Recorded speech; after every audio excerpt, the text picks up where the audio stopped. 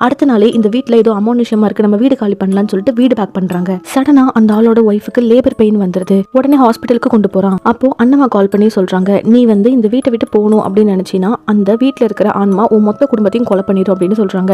அடுத்த நாள் காலையில பொண்ணு போன் பண்ணி பாட்டி இறந்துட்டாங்க அப்படின்னு சொல்றா. ஏதோ ஒரு துஷ்ட ஆத்மா பாட்டியை மேல இருந்து கீழே தள்ளிவிட்டு கொலை பண்ணிடுச்சு அப்படின்னு சொல்றான். இதை கேட்ட அந்த ரொம்பவே நடுநடுங்கி போயிடுறாரு. அண்ணம்மா பாட்டியோட ரூம்குள்ள வந்து செக் பண்றாங்க.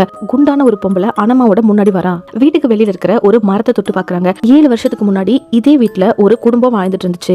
அந்த ஆளு சரியான குடிகாரனா இருந்தான். 4 பெண் குழந்தைங்க இருந்தாங்க.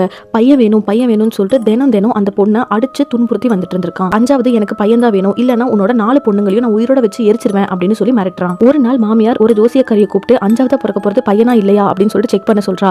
பார்க்கும்போது 5வது பிறக்க போறதும் பொண்ணு தான் அப்படின்னு தெரிய வருது. உடனே கொஞ்சம் கூட மனசாட்சி இல்லாம அந்த பொண்ணை கத்தி எடுத்து வயிற்றிலே குத்தி கொலை பண்ணிடுறான். 4 குழந்தைங்களையும் மனசாட்சி இல்லாம துரத்தி ஒன் பை ஒன்னா கொலை பண்ணிடுறான். அவங்க எல்லாரும் ஆன்மாவை சேர்ந்து இந்த வீட்டுல இருக்காங்க.